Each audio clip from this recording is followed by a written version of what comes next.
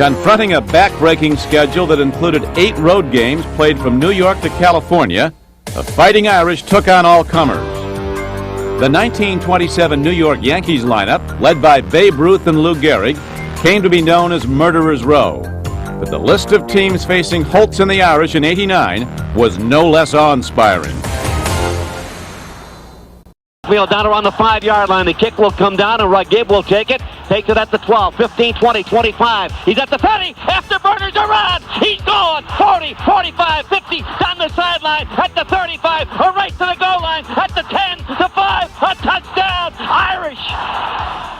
The game took another swing on the following series when senior linebacker Ned Bolcar, who finished with 19 tackles, collided with Taylor on a 3rd down attempt. That sent Taylor to the sidelines and brought on redshirt freshman Elvis Gerbach, a highly regarded passer who had never played a down in a Michigan uniform. Trailing 17-6 after a 30-yard field goal by freshman Craig Hentrick, Gerbach set about putting his team back in contention. Completing 6 of 7 passes on a 61-yard drive, Gerbach connected with teammate Derek Walker 2 minutes into the final quarter to pull Michigan within 17-12. Then, Ismail did his trick for the second. And the Rockets back for it. He's at the 9, to the 10. Gets to the 15, the 20, 25. Out of the pack, 30, 35. Goodbye, baby! At the 50, the 40, the 30, the 20, the 10. Bye-bye, Rocket touchdown, Irish! It was the first time any player had returned even one kickoff for a touchdown against a Michigan team in 32 years. And it effectively squashed what momentum Michigan had built up. Gerbach came back 2 series later to throw another touchdown pass to make it 24-19 with 4 minutes left. But the Irish recovered the onside kick and then got a critical 4th down conversion run by Anthony Johnson to let the Irish run out the clock. Johnson led the Irish with 80 rushing yards as Notre Dame rolled up a 213-94-yard advantage in that category, despite the Wolverines' gargantuan offensive line. It was a satisfying victory for the Irish, who became the first team to defeat a Bo Schembechler-coached Michigan team 3 straight years. And it came against a Wolverine team that won its next 10 games and claimed a 2nd straight Big Ten title. Goodbye, baby! At the 50, the 40, the 30, the 20, the 10. Bye-bye, Rocket touchdown, Irish!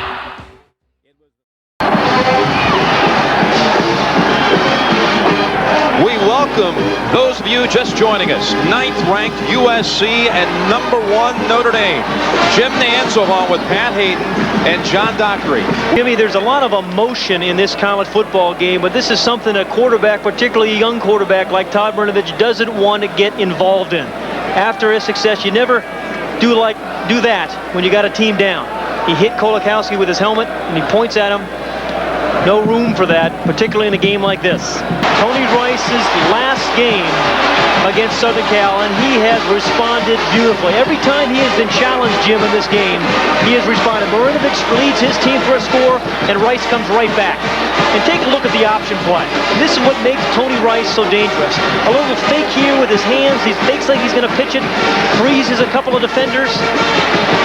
Right there, a couple guys went right by him, then he cuts back, has the speed to do that, and then determination and power as he breaks 1 tackle, 2 tackles, and then the determination. That is what college football is about. On to the final seconds in South Bend. Marinovich throws. Gotta be a penalty. That's gotta be. It is. It's grounding. 3rd down and 17. Low snap on the shotgun. Marinovich now is hit as he throws it. Hit by Kolakowski. He may have hurt his arm. Notre Dame trying to finalize its gut check in the second half. Last play of the game. And Marinovich throws it up. Incomplete. The Irish win.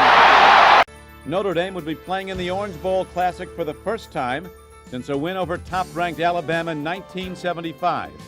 Continuing another Irish tradition, Notre Dame was poised to take on the #1 team in the land in a postseason game for the 7th time since 1969. Then on 3rd and 14, Raghib Ismail streaked down the Irish sideline for a 14-0 lead. Ismail's performance earned him the MVP award from NBC Sports and proved especially timely, considering Ricky Waters' role was reduced to that of cheerleader after an injury on the third play of the game. But after an exchange of punts, the Irish embarked on a 9-minute drive that both typified Notre Dame's relentless running game and ended whatever hopes remained for a Colorado national championship. The heroes were many for the Irish. Rice guided Notre Dame flawlessly as the Irish controlled the football for nearly 20 of 30 minutes while taking command in the second half. And it was the Notre Dame defense that held a Colorado team that had been averaging 473 yards and 41 points per game to just 282 yards and a single touchdown. Lou Holtz had told his Irish players at intermission that how they reacted in the second half would determine their approach to things the rest of their lives. He wasn't disappointed, and neither were the fans of the Fighting Irish. Once the clock had run out on the 1989 season, the final tally was an impressive one. 12 victories for the second straight season. Wins over champions of the Big Ten, the Big Eight, the Pac-10, and the ACC. 12 straight weeks as the unbeaten #1 team. An all-time record win streak of 23 straight games. And an Orange Bowl win over the #1 ranked team. 1, 2, 1, 2, 3. But Notre Dame's football season comprised far more than statistics and records. The Fighting Irish earned the respect of the college football world as they risked their unbeaten record and #1 ranking week after week in emotional confrontations against the most talented teams in the nation. I remember this team as a group of unappreciated winners. It was a group of young men that played the game not to please the fans or the news media or the television commentators. It was a group that played the game because they really and truly loved the game and they loved one another. It was obvious we had outstanding senior leadership. We had a closeness. But yet at the same time, we had a group of people who were completely dedicated to seeing this season to a successful conclusion. This football team had more adversity than any I've ever been around, yet they didn't cause a single bit of it themselves. They never complained, they never made excuses, they just went out and probably accomplished as much as any football team I've ever been associated with. We've often said it isn't what you do, it's what you had to overcome in order to do it. That's why I think I'll look back on the 1989 season and say that this football team was a group of overachievers and maybe the best I've ever been associated with.